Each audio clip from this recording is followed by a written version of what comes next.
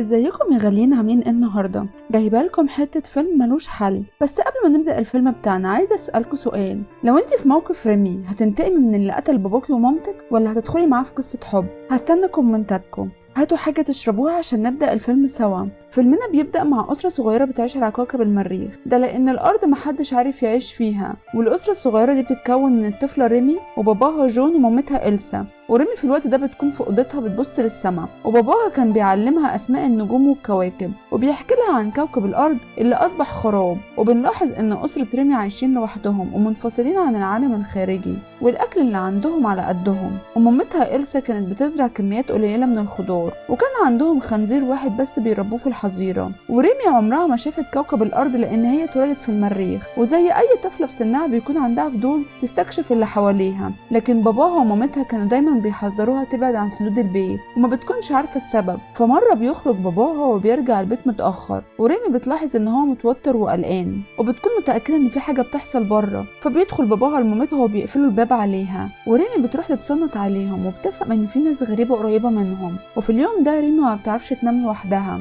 وبتروح تنام معاهم في اوضتهم. وبالرغم ان ريمي بتعيش لوحدها على كوكب معزول وما عندهاش قرايب ولا اصحاب، لكن باباها ومامتها كانوا محتضنينها جدا ومدينها كل الحب اللي هي محتاجاه، وما كانتش حاسه بالوحده وكانت سعيده بحياتها. وبتعرف من باباها انهم محظوظين جدا لانهم قدروا يوصلوا للمكان ده، وبيكون واثق ان هيجي يوم والمريخ هيكون فيه حياه وناس وهيكون زي كوكب الارض بالظبط. وفي تاني يوم ريمي بتصحى وبتكون رايحه المطبخ، وبتتصدم لما بتلاقي تهديد مكتوب على الشباك من بره، وبيكون مكتوب فيه امشوا وسيبوا المكان. وإلسا في الوقت ده بتصحى وبتشوف التهديد ده، فبتصرخ وهي مرعوبه وبتنده على جوزها جون. وبيجي جون بسرعه ومعاه بندقيه وبيأمرهم يستخبوا، وبيبتدي يشوف اي حد قريب من المكان لكنه ما بيلاقيش حد. فبيقف قدام الشباك وبيفضل يصرخ وبيتحدى اي غريب يظهر، لكن برضه محدش بيخرج له. وريمي بتخرج من غير علم اهلها وبتكون رايحه تطمن على الخنزير في الحظيره، لكن فجأة بيظهر شخصين بيجروا وراها وبيضرب جون واحد فيهم بالرصاص وبيقتله، والتاني قبل ما يوصل لريمي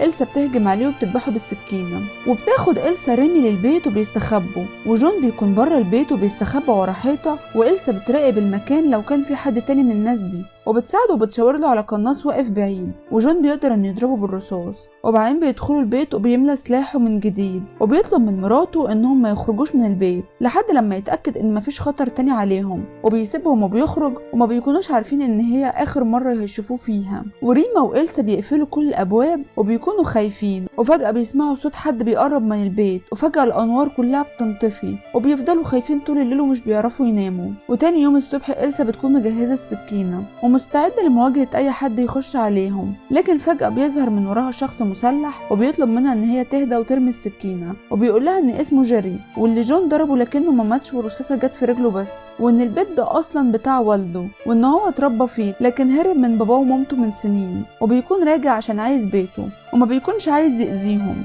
وبيعرض على إلسا إن هم يستنوا معاه أو هيقدم لهم الحماية، أو ممكن يمشوا ويسيبوا المكان خالص. وإلسا بتشيل ريمي وبتجري بيها، وأول ما بتبعد عن البيت وبتطمن على ريمي اللي كانت منهارة بتطلب منها إن هي تستنى في المكان ده لحد لما ترجع لها.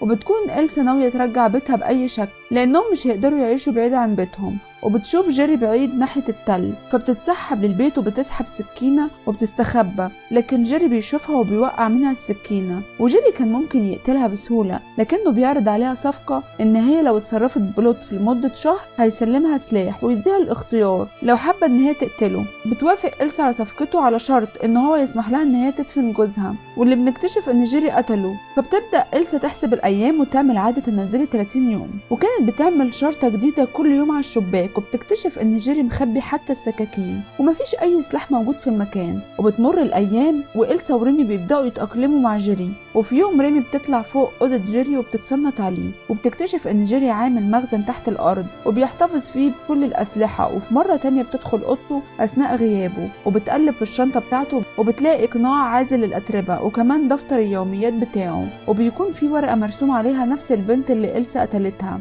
ولحد دلوقتي ما كانش فيه كلام بين إلسا وجيري، لكن في اليوم ده جيري بيتكلم مع إلسا وبيقول لها ان هو لقى في البيت كل المعدات اللي بتمكنه من عملية الإصلاح، لكن إلسا ما بتكونش عايزاه يتكلم معاها. فبيفاجئها ان هو صلح حنفيات البيت. وفي اليوم التاني إلسا بتلاقي صندوق قديم في المخزن، ولما بتنزله على الارض بتكتشف ان هو روبوت آلي وبيجري ناحية ريمي وبيحبها، وبسرعة بيبقوا اصحاب وبتسميه ستيف. بالرغم من ان ستيف كان عبارة عن آلة شبه الصندوق، لكنه بينجح ان هو يخرج ريمي من جو الكآبة، واغلب الوقت بقى بيلعبوا مع بعض. في الوقت ده جيري ابتدى يقرب من إلسا وبيسألها عن باباه ومامته اللي كانوا عايشين في البيت قبل ما هما يسكنوا فيه. فبتقوله ان هي لما وصلت هي وجوزها مامته كانت ماتت، وان باباه استضافهم ووافق ان هما يعيشوا معاه في البيت. ولما كانت حامل في ريمي باباه اكتشف انهم من كوكب الارض وحاول ان هو يقتلهم، عشان كده اضطروا يقتلوهم. لحسن الحظ جيري ما بيكونش فارق معاه موت والده وما كانش بيحبه، وده السبب الرئيسي لهروبه من البيت. وفي اليوم التاني جيري بيقرب من ريمي وبتكون بتأكل الخنزير،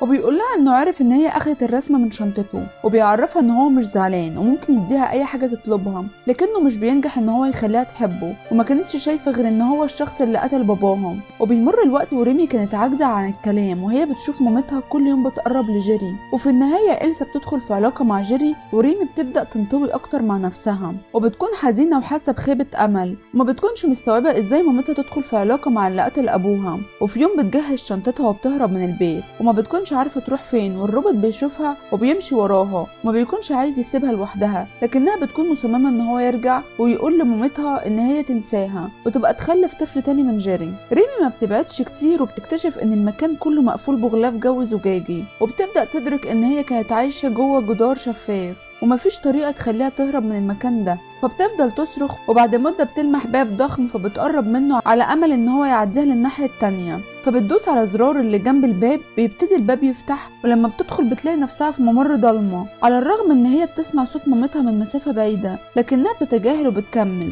وفجأة باب الكهف بيتقفل والدنيا بتضلم عليها، وكل ما بتقرب من الناحية التانية الأكسجين بيقل، فبتقع على الأرض وبتحاول تتسحب، وفي النهاية بتفقد الوعي. ولما بتصحى بتلاقي نفسها على سريرها وبتعرف إن جيري أنقذها. ولما بتخرج بيأكد لها إن مفيش حياة خارج البيت ومفيش غير الجبال والحجارة والأتربة السامة، وبيقول لها إن هي المفروض تكون مبسوطة لأن هي بتعيش في مكان زي ده. وفي اليوم ده إلسا بتدخل لريمي وبتأكد لها إن هي كانت بتحب أبوها وإنها بتحبها أكتر من أي حد، لكن علاقتها بجيري عشان تحميها من شره. وفي اليوم التاني بيتجمعوا هما التلاتة مع بعض، وبتبتدي إلسا تعزف على الجيتار جنب جيري. لحظتها ريمي بتفتكر ذكرياتها القديمة لما كانوا متعودين يقعدوا مع باباها وكانوا بيعزفوا برضه، وبتكون مش قادرة حتى تبصلهم، وبتسيبهم وبتمشي وبتقعد لوحدها حزينة، وبتبدأ تعيط وبتكون فاكرة إن مامتها بدلت باباها بجيري. وأخيرا بتنتهي مهلة ال30 يوم اللي بيكون جيري حددها، وبالفعل بينفذ جيري وعده وبيحط المسدس بتاعه على الترابيزة، وبيدي إلسا حرية الاختيار، يا إما تقتله أو تسيبه يعيش. فإلسا بتمسك المسدس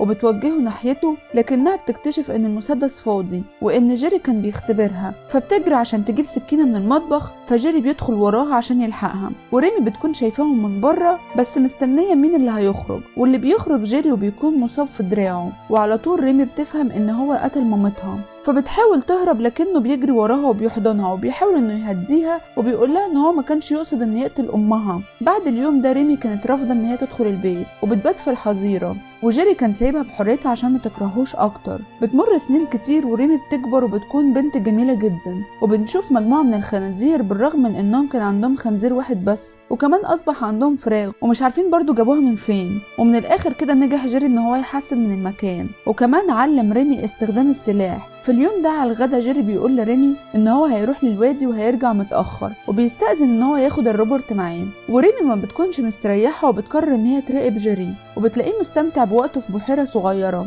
وبينصحها ان هي تنزل البحيره وتستمتع، وبيسيبها وبيمشي، وبتنزل البحيره فعلا وهي حاسه بالفضول لان هي اول مره ليها تنزل بحيره، وبتحس بالانتعاش والحريه. ولما بترجع البيت جيري بيكون عامل لها مفاجاه، وبيقدم لها رسمة عملها لوالدتها. بمجرد ما بتشوف صورة والدتها بتكون منهارة جدا، وجيري بيحضنها وبيحاول يهديها، لكن مشاعره بتختلط وبيبوسها، فبتنصدم وبتبعد عنه بسرعة. وبعدين بتحبس نفسها في أوضتها، وجيري بيسيب لها رسمة مامتها على الباب. وفي اليوم التاني بنعرف إن ريمي كانت عايزة تهرب، وبتجهز القناع اللي هتلبسه، وعلى العشاء جيري بيقول لها ان هو عايز يعمل معاها علاقه، فبترفضه وبتقول له ان هي مش هتتقبل ده ابدا، وبيقول لها ان ده الوضع الطبيعي لان مفيش غيرهم على الكوكب وانهم هما الاتنين محتاجين انهم يعملوا كده، لكنها بتكون رافضه. وفي اليوم ده ريمي كانت قاعده لوحدها وحزينه، وستيف بيحدف عليها كوره وبيكون عاوز يلعب معاها زي زمان، لكنها بتسيبه وبتدخل الاوضه. وبيكتشف جيري ان ريمي عايزه تهرب من القناع اللي كانت مخبياه، وبيكون متعصب جدا وبيقول لها ان هي مش تقدر تعيش يوم واحد بره البيت، وبيبداوا يتخانقوا مع بعض وجيري بيحدفها على الارض وبتتخبط راسها في حجر وبيغمى عليها، وبتفتح عينيها وبتلاقي نفسها مربوطه في السرير وراسها بتنزف، وجيري بيبتدي يقرب منها وبيكون عاوز يعمل معاها علاقه بالقوه، وريمي بتحاول تفك نفسها لكنها مش بتقدر. وبيدخل ستيف وبيستخدم نظام الحمايه بتاعه وبيضرب جيري بالنار في رقبته، وجيري بينزف. في الوقت ده بتكون ريمي عرفت تفك نفسها وبتروح تجيب السلاح بتاعها وبتضرب جيري بالرصاص في دماغه. ومن الوقت ده ريمي بقت تحس بالوحده بجد، وبدات تحس بالاحباط والملل بشكل غير عادي، لدرجه ان هي بقت تشوف حاجات مش موجوده اصلا.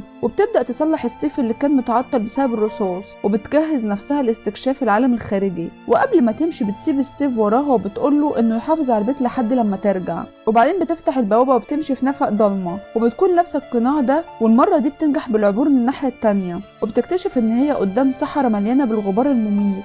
لو الفيلم عجبكم متنسوش تعملوا لايك وكومنت واشتراك للقناه عشان اسمكم يظهر الفيلم الجاي، ونتقابل في الفيلم الجديد. باي باي.